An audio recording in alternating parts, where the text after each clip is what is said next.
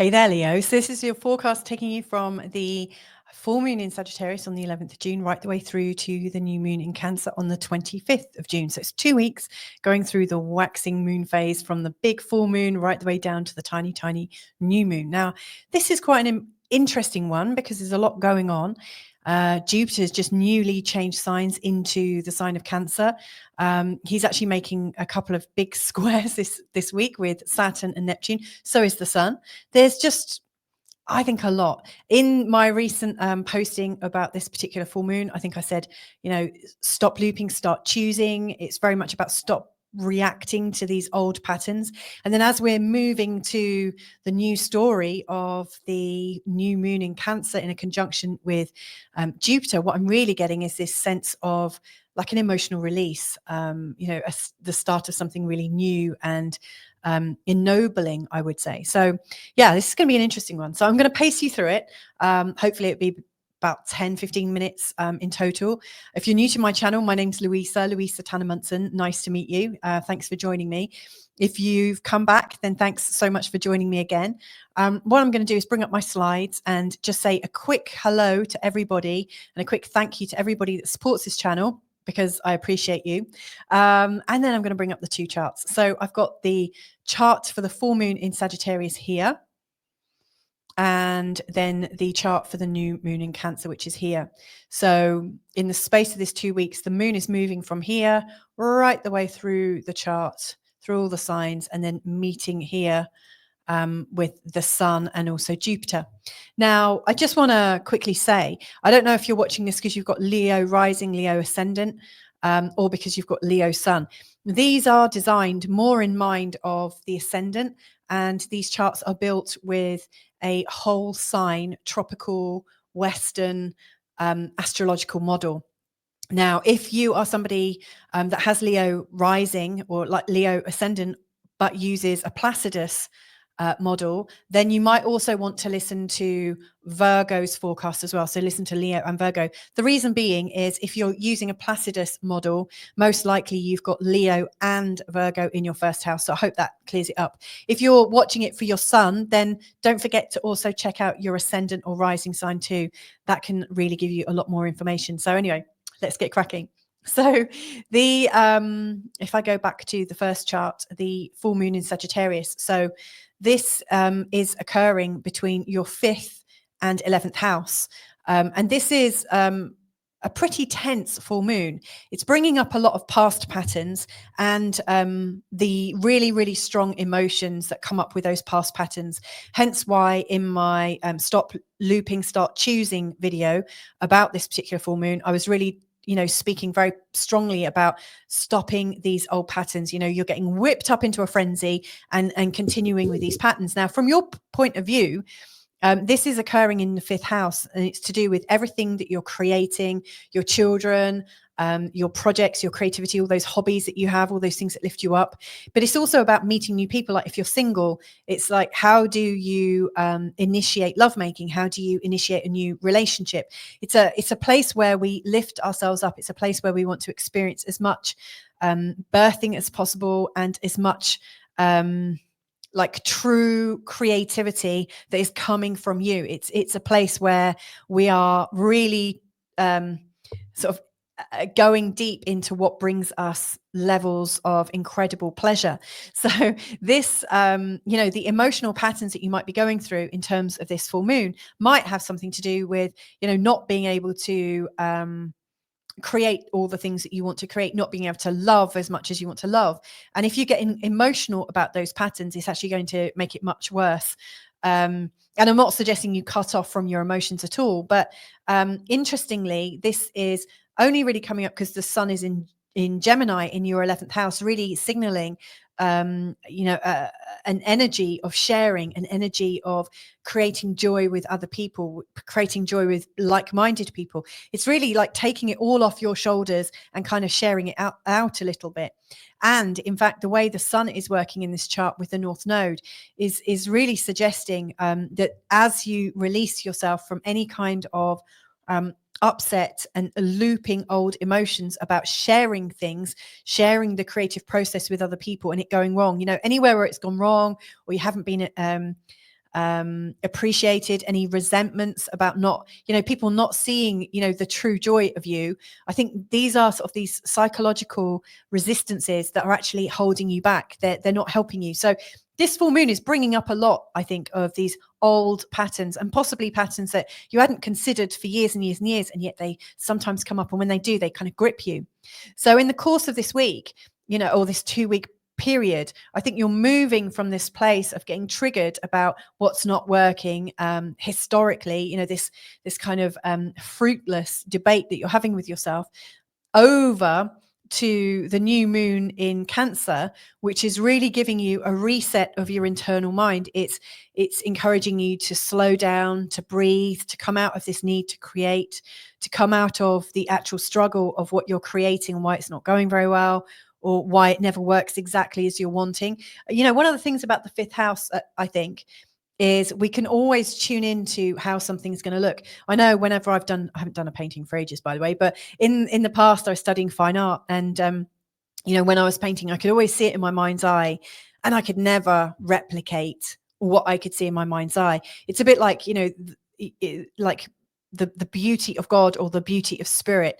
The highest manifestation of something, like a newborn baby always looks perfect. Like the skin is flawless, and very, very quickly, as it's coming down to earth, as it's really sort of embodying earth, all of a sudden these little imperfections start to come up. It's almost as if, there is this magnificent place where everything is perfect, and then here we're always slightly out of the perfection, and that can be difficult, trying to live a life here whilst also wanting the perfection that really doesn't exist in this polarized place. And so I really think that what's going on for you in this 2 weeks is that you're coming out of this journey of disappointment with not having perfection, and actually coming to rest and realizing that it's the struggle of it that is causing the lack of perfection. So my question to you is, and I've forgotten it just as I was about to say it. What was that question? Hang on, I need to pause this 1 second. I've remembered the question I was going to ask you. A sip of tea and it came back. So the question is, how can you be okay with what is? How can what is actually be the perfection? So I think this is quite an important learning. See, where this new moon is coming in on the 25th, and I'm just going to bring, oh no, that was the new moon chart. So here it is. I'm all of a tizzy here, aren't I? So this new moon is happening in your 11th house, your 12th house. It's a place of rest and repose. It's a place of regeneration. It's a place where actually you're meant to just kind of kick your shoes off and lie back and put your feet up a little bit, plump up your pillows, get a nice book, or sit in nature. It's not a time to be moving and shaking the world. It's a time to be kind of moving and shaking what's going on in your internal world. Now, in particular, from the 18th, in the waning moon phase, the actual part of the like this 2-week period, we're actually, like the moon is getting darker and darker and darker, and so we're meant to take less from the external world, less cues from external world, and we're finding our own intuition. We're coming into trust. We're coming into surrender. And this is really what this new moon in Cancer is representing for you. And it's made even stronger even stronger with Jupiter coming into your 12th house. The Jupiter coming into the 12th house is this sort of expansion of your inner mind. This is an exploration of consciousness, an exploration of human potential in the mind. So to me, this feels like a bit of a challenge from what's happening in the reality versus what's happening in the imagination, what's happening beyond the veil, what's happening in our consciousness and outside of physicality. Also, this 12th house here is about the dissolution of your personality. It's the dissolution of your identity. And so this particular new moon is representing a pause with the current story you're on. Whatever story you've written for yourself, it's time to pause it because a whole new one is birthing. And in fact, as we come around to the new moon in Leo around, I think it's the 24th of July, I might be wrong, might be the 23rd, but around that time in July, you're going to have the new moon in your first house, and that is going to be almost like the alarm's going off and you're being woken back up, and it's like, come on, you're back in the room now. This is the time for you to delight in being yourself. So this next month, and I really do see that from the 18th in particular, you're really starting to come into this internal process. You're deciding who you want to be. You're kind of letting go of your past stories. You're letting go of those things that you might have perceived as failures around the time of the full moon. You're letting go of those past failures and realizing that that was a story that you never really needed to be in. And a lot of it was based on old insecurities from your childhood, maybe old stuff like your parents saying, oh, you never amount to anything, or why can't you do it this way? Why can't you be normal? Why can't blah, blah, blah, blah, blah. And, it's affecting your mojo. It's affecting your creative opportunities. So this pause in particular from the 25th, when we've got the new moon, it's there to refresh you, regenerate you. And if you could do just one thing that I think would create that regeneration, it would be just to relax, to not have any plans for at least 2 weeks, until the next full moon comes along. If you could relax and put your feet up a little bit, just turn off your phone, sit down and have some time with yourself, go out in nature a little bit more. That would really serve you so well, so that by the time this new moon comes along in Leo, you're going to be raring to go. So this isn't like a prognosis for a whole year or beyond. This is just for, a few weeks up to a month tops. This is encouraging you to have a rest. Even Jack Nicholson, even Brad Pitt, even Sophia Loren, all these different people who have been seen and appreciated in the real world, they have a moment of repose, and this is the time for yours. And the true magic that can come from this, who knows where it's going to lead? You might find breath work useful. You might find lightening up your diet a little useful, juicing, whatever. If you're in a hot country, that's perfect. You might find doodling, journaling, singing. I've been singing, actually. I really like a bit of sing song. Anything where you're doing something for you and not doing something for the outer world. Really soon you're going to be called back into action. So this is just a moment in time to refresh and I think take you out of the story. Now, there are some key things I just want to point out, however. So I've made it sound like, you're going to have a rest. And to be fair, if someone said that to me, I'd think, bliss, it's my time to rest. But there are a couple of things I think would be worth observing, and between the 15th and the 19th it's just a little bit tense, not just because of you but because of everyone. The astrology is pretty big. We've got this Mars square Uranus on the same day as Jupiter in a square to Saturn, and so let me just show you where they are. So Jupiter square Saturn is showing up in this part of your chart. Uranus square Mars is here. So the Mars square Uranus is interesting. It feels like you really want to be yourself, and yet there's a certain risk in your career. It feels like maybe if you do that, your career won't be stable. It won't be secure. You might feel like taking a risk with your career or what it is that you're doing, and yet it's creating a feeling of entrapment in your body. So to me, it just feels like there's an interesting scenario going on between you and your career.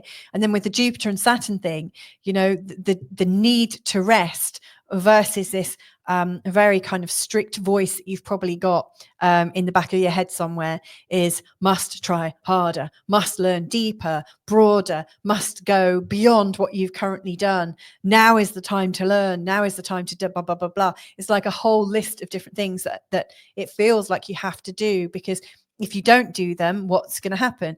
So I think, really this next 2 weeks for you, Leo, is about silencing those parts of your mind and those parts of your belief systems that are kind of ripping you apart, that aren't supporting you to know that everything you need to do, you've got everything you need in place already. If you need to learn something, there will be a way for you to learn it peacefully, gracefully, and with a sense of enjoyment and fun.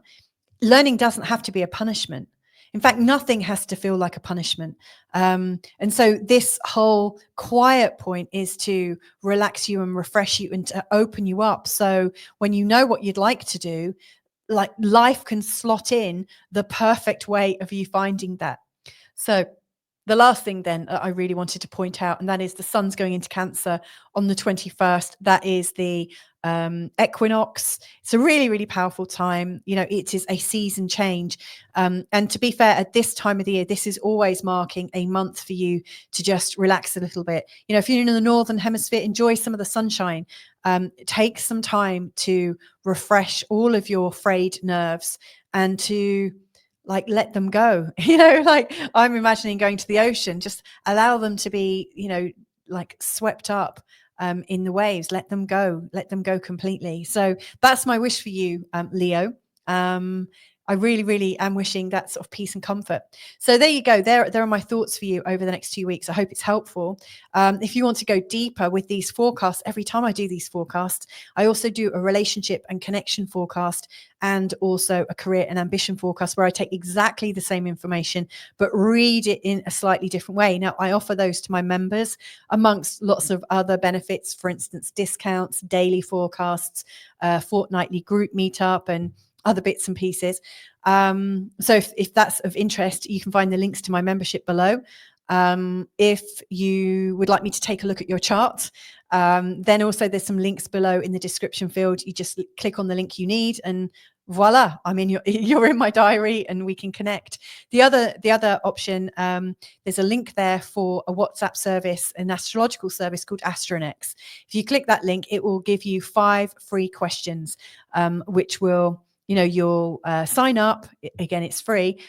You put in your birthday, like your time, place, date of birth, and you can ask a question and it will bring up the answer for you. So they are 3 supportive things that I can offer you today. And yeah, I guess I just hope you have a really, really lovely 2 weeks ahead.